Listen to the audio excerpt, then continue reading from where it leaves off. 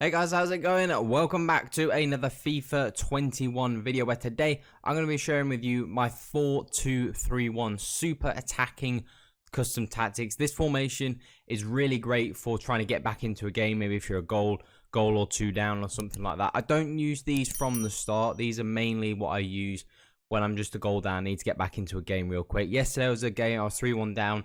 And within 10 minutes, this got me straight back into the game. I ended up winning the game 5-3 at full time. So these are great tactics if you're behind in a game, because it's better to go super attacking, try and get back in the game, than just carry on playing the way you are and end up losing anyway. You may as well go for it. And if you concede more goals, doesn't matter. You just want to try and get back into the game. That's your only aim. So we're going to go straight into the tactics for the 4-2-3-1. This is what I'm running. I'm running press on possession loss. Now you can run constant pressure if you want.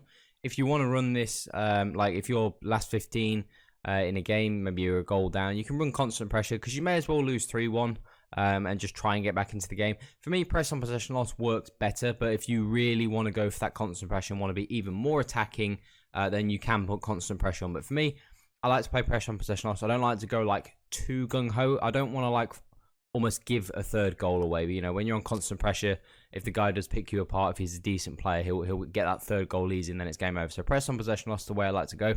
Defensive width, keep it on the same at around about 5. Depth, I'm all the way up to 8 on the depth. Now again, if you want to go super attacking, you could go constant pressure all the way up to 10 depth.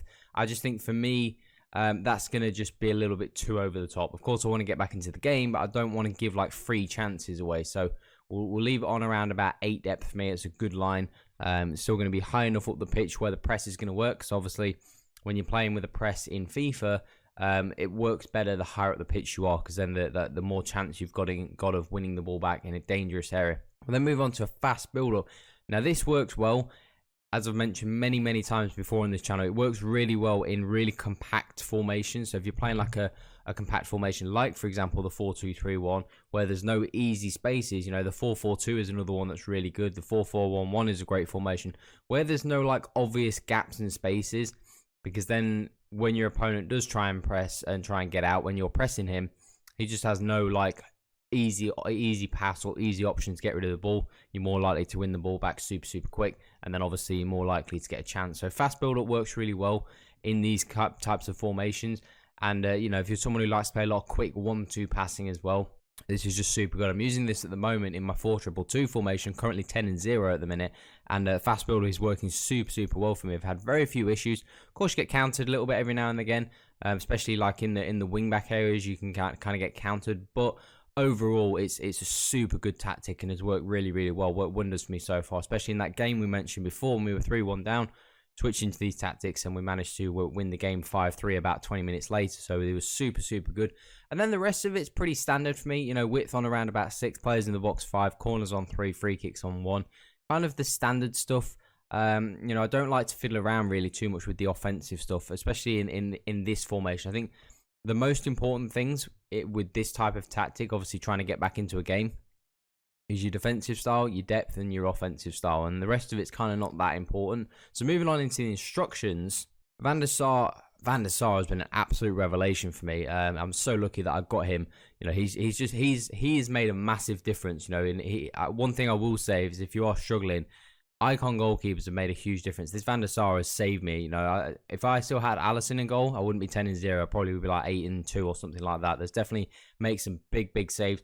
Obviously, he's another one as well. Sweeper keeper didn't seem to work when I was using him with Alisson, but Van der Sar comes off his line all the time. It seems to work properly. I don't know why. I don't know for what reason. He also seems to come for crosses. Again, Alisson is another thing that Alisson never used to do, but Van der Sar does all the time. Comes out for crosses, dominates the box from corners. Very rarely do I concede from a corner now, so it's important to have a great goalkeeper as well.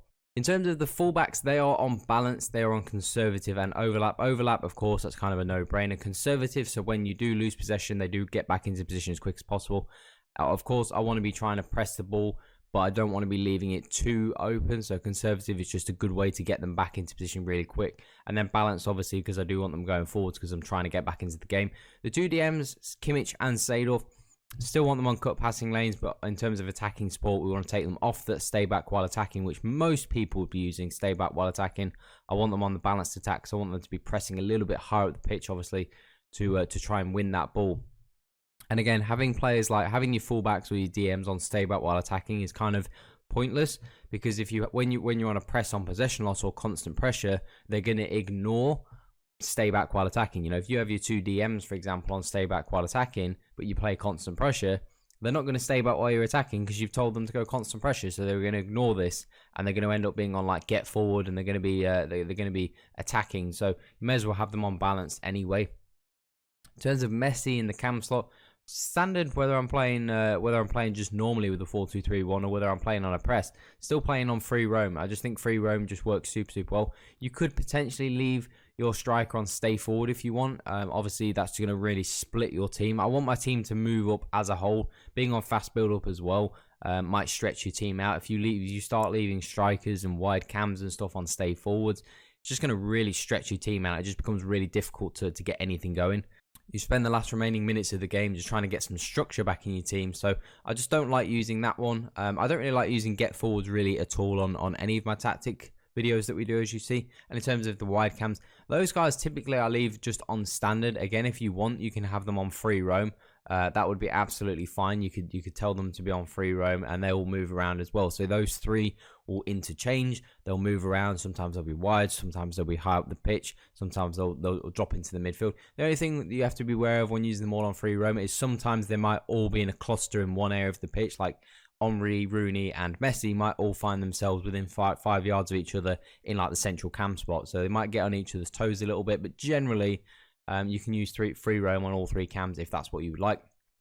And in terms of the striker, Cruyff we've got on stay central, we've got on getting behind, and we will actually use Cruyff on stay forwards. I just want to have that focal point always at the top. I don't really want Cruyff moving away. He just really wants to stay up. Again, if you don't like the stay forward, you can just have him on basic defensive support. But I would say it's important to have him on stay central and definitely on getting behind. You want him to be running in behind. Obviously, you're trying to win the ball back as high up the pitch as you can on a press, but you still want to have your strikers in the middle of the pitch. But these tactics have been so good for me. Like I said, there's been a couple of occasions already this weekend. I kind of mix it up. I go straight to my 4-2-2. If I go down in a game, you know, if maybe I'm 2 down, or it's late in the game, you know, 75 minutes, I need a goal, I switch into these this 4-2-3-1 tactic. And so far, even during the week when I was playing with it, it just got me straight back into a game. Very rarely does it so far hasn't actually caused me to lose the game by any more. My opponents actually haven't scored any goals since I've gone into this formation. I've just scored and got back into games and won. So that's really effective. I'm sure at some point I'll lose. That's just part of the game. But generally, this does really good wonders for me when it comes back to getting back into a game. So definitely recommend you have this set up on one of your game plans. Something like this just to get back into a game really works wonders for me. But that is it for today's video, guys. Make sure you drop a thumbs up. Make sure you subscribe as well if you are new to the channel and do enjoy the content. Make sure you join the Discord down below if you want to get better at FIFA, or just have a great place to talk about FIFA. There's a great community building in there, so make sure you do join if you are interested. But that is it for today's video, guys. That's all for today. Have an awesome day. I'm out.